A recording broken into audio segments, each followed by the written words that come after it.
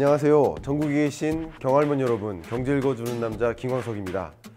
이번 시간에는 제가 G2 무역전쟁, 미중 무역전쟁을 주제로 강연을 해드리도록 하겠습니다.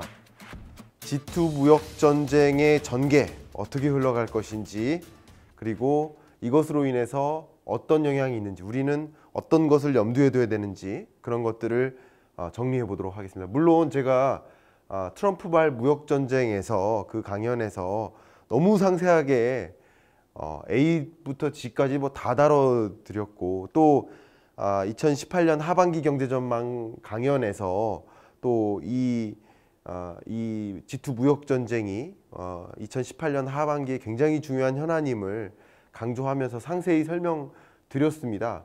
근데 경할못 여러분들께 또 무료로도 이런 내용을 어느 정도 전달을 드려야 될 것 같아서 그런 사명감으로 이 주제를 가지고 왔습니다. 이야기를 시작해 보도록 하겠습니다. 물론 전국에 계신 경잘할 여러분도 마찬가지입니다. 경제를 잘 하시는 분들은 본 강연의 그 타겟 대상이 아니잖아요. 그러신 분들은 제가 굉장히 쉽게만 지금 접근해서 설명드릴 예정이기 때문에 본 강연이 만족스럽지 않을 수 있습니다. 그럴 경우에는 제가 제 연구자 인생에서 여러 가지의 이제 수출 관련 연구 페이퍼를 써 왔는데, 그래도 요런 보고서 2개 정도는 제가 여러분들께서 좀 더 심오 있는 좀 깊은 어떤 그런 내용을 갖고 싶으시다면 소비재 수출 회복을 견인할 것인가 지연시킬 것인가 구글에 검색해 보세요. 이 페이퍼가 나올 겁니다. 그리고 수출을 위협하는 8대 리스크 요인, 여기 이것도 분명히 나올 겁니다. 근데 이 보고서들을 찾아보셔도 좋고, 구글에, 아니면 제 네이버 블로그에 들어오셔서 제가 친절하게 보고서들을 올려놨으니까 받아가셔도 좋고, 들르신 분들은 반드시 서이치로 한번 신청해 주시기 바라겠습니다. 제가 수출을 위협하는 8대 리스크 요인이라는 페이퍼를 2017년에 썼는데요. 이미 이때 제가 여러 차례 한국 수출의 중요한 리스크 요인들을 정리를 했었는데, 그 중에 보호무역 조치가 꾸준히 확대될 것이다 라는 이야기와 G2 갈등과 그로 인한 새우등 터질 위협이라는 중요한 이슈가 올해 계속 지속될 것이라고 제가 강조를 했었습니다. 그런 내용들이 본 보고서에 담겨 있을 것입니다. 일부도 살짝 소개해 드리도록 하겠습니다.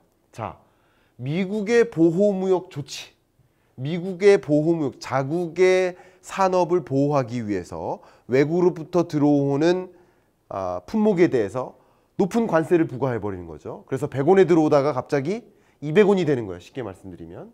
그죠? 그러면 이게 미국에서 수요가 이루어집니까? 안 이루어집니까? 안 이루어지죠. 그런 식으로 한다든가, 아니면 아예 품목을 지정해서 물량을 조정하는 거예요. 예를 들어서 100대 이상은 수출 불가능해 라는 식으로, 그런 쿼터제입니다. 혹은 이제 검역 조건, 혹은 인증, 평가, 이런 것을 굉장히 까다롭게 해요. 그래서 우리나라 화장품 수출도 어땠어요? 제가 트럼프발 무역전쟁 강연에서 소개를 해드렸지만, 한국의 대중 화장품 수출의 경우에도 갑자기 야, 너네 나라에서 인증 허가받은 거 KS마크, 풋마크 우리 인증 못해, 중국에 와서 다시 인증받아 라는 식으로 일종의 수출을 까다롭게 만드는 여러 가지 조치들이 있습니다. 이런 것들도 광의의 보호무역 조치라고 볼 수 있겠습니다. 그럼 보호무역 조치 건수가 보시면 2000년대 들어서 엄청나게 증가했습니다. 그렇죠? 미국의 대세계 보호무역 조치예요. 이게 줄어든 것처럼 보이지만 이것은 각 10년별로 10년 단위로 자른 것이고, 이건 17년까지의 통계니까 줄어드는 모습인 것처럼 보일 수 있으나 2020년까지로 자르게 될 경우 이게 이 정도로 늘어나지 않을까라는 생각을 해봅니다. 미국과 중국 간에는 왜 무역전쟁이 시작됐을까요?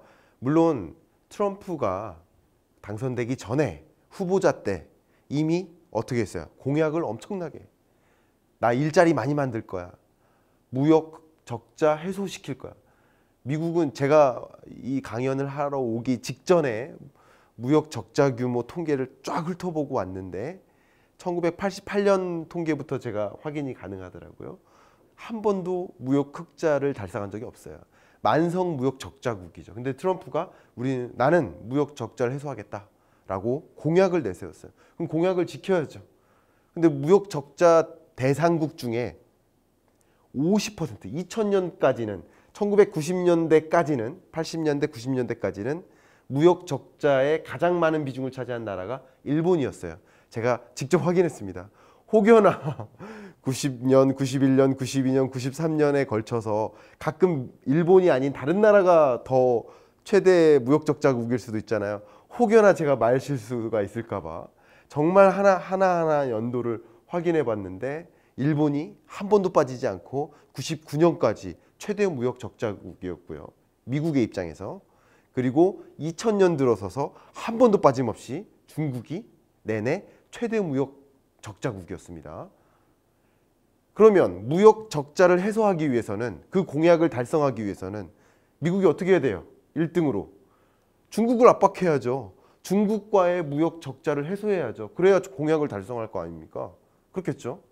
그렇게 하기 위해서 첫 번째로 2017년 초반에 어떻게 했어요? 반도체나 철강이나 세탁기 이런 품목에 대해서 고율의 관세를 부과하겠다라고 선언하고요. 여러 가지 행정명령에 서명을 했습니다. 그럴 때 중국이 어때요? 그래? 그럼 나도 해 하면서 맞대응을 하면서 싸움이 이어갔고요. 예를 들어서 중국 너네 철강 제품에 대해서 관세 이만큼 부과할 거야 라고 했더니 중국은 어때요? 그래? 그럼 나 보잉기 안 사. 나 미국으로부터 대두 수입 안 해. 대두는 이제 콩이에요, 콩. 그런 겁니다. 하도 싸우다가 너무너무 싸우다가 미중 간에 협상을 하기 시작했어요. 협상. 5월부터 6월까지 2018년 5월부터 6월 중에 어떤 협상? 1차 협상, 2차 협상, 3차 협상. 자, 우리 관세 서로 없애자 다시. 이렇게 협상을 했는데 실패. 그랬다가 그래. 우리 같이 관세 부과 철회하자. 공동서명까지 했어요. 그랬다가 다시 번복. 뭐 이렇게 되면서 결국은 종지부가 안 지켜졌습니다. 그러다가 이런 것들은 미중 무역 전쟁의 시발이라고 볼 수 있고요. 그런 뭐라고 해야 되나요? 전쟁이 일어날 것 같은 그런 기조, 그런 것들이 있었고요. 실제 무역 전쟁이 시작됐다라고 본다면 바로 지난 7월 6일 자정을 기해서 실제로 중국산 수입품에 대해서 818개 품목에 대해서 25%의 관세를 부과했습니다. 아주 간단히 쉽게만 생각을 해보자면 100원짜리 제품이 125원이 돼서 들어오는 거예요. 쉽게 말하면. 그러면 100원일 때는 그 제품을 샀지만 125원일 때는 그 제품을 안 사는 거죠. 그러니까 중국은 어때요? 중국도 역시 545개 품목에 대해서 미국산 수입품에 대해서 25%의 관세를 똑같이 부과를 했습니다. 이러면서 실제 미중 간의 무역 전쟁이 시작됐다라고 볼 수 있고요. 이 강연이 공개된 다음 주에는 추가적인 관세를 부과하겠다. 100여 개의 품목에 대해서 추가 관세를 부과하겠다 하면서 무역 전쟁이 확전될 조짐에 있습니다. 굉장히 중요한 시점이라고 볼 수 있겠죠. 그렇게 된 배경에는 뭐가 있을까요? 제가 역시 이 표를 직접 그리면서 제가 데이터를 다 확인했는데 90년도에는 독일이 1등이었어요. 전체 수출액에서. 세계에서 수출 1위가 누구? 독일이었어요. 이때 미국이 2위였고 중국은 15위였습니다. 그러다가 2000년대에 들어서 미국이 단연 1위, 중국은 7위로 부상합니다. 그러다가 2010년대 들어서 중국이 1등으로 도약합니다. 중국이 2위고요. 한국은 이때부터 7위 정도를 유지하고 있어요. 대략. 2015년도만 해도 한국이 6위까지 올라가기도 했었습니다. 어쨌든 7위 정도를 유지하고 있습니다.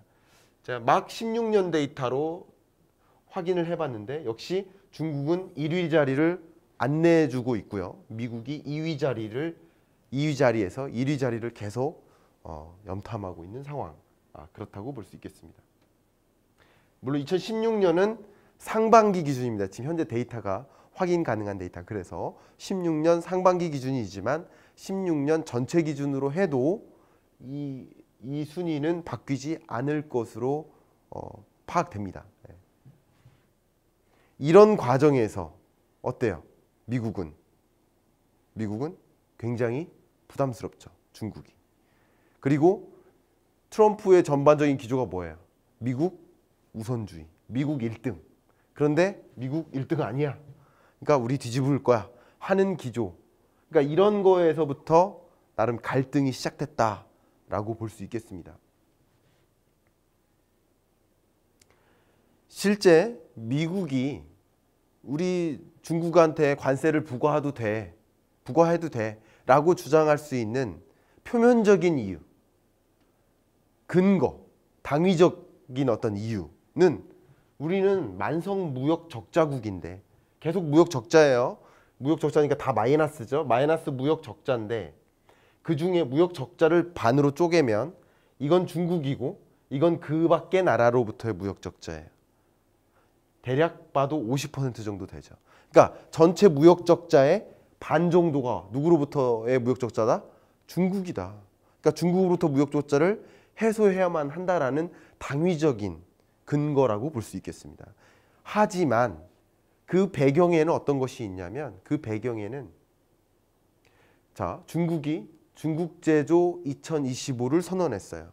그러면 중국은 뭐 하자는 거예요? 제조 대국에서 제조 강국으로 가고자 하는 거예요. 그럼 무슨 차이냐? 제조 대국은 전 세계 어딜 가나 메이드 인 차이나예요.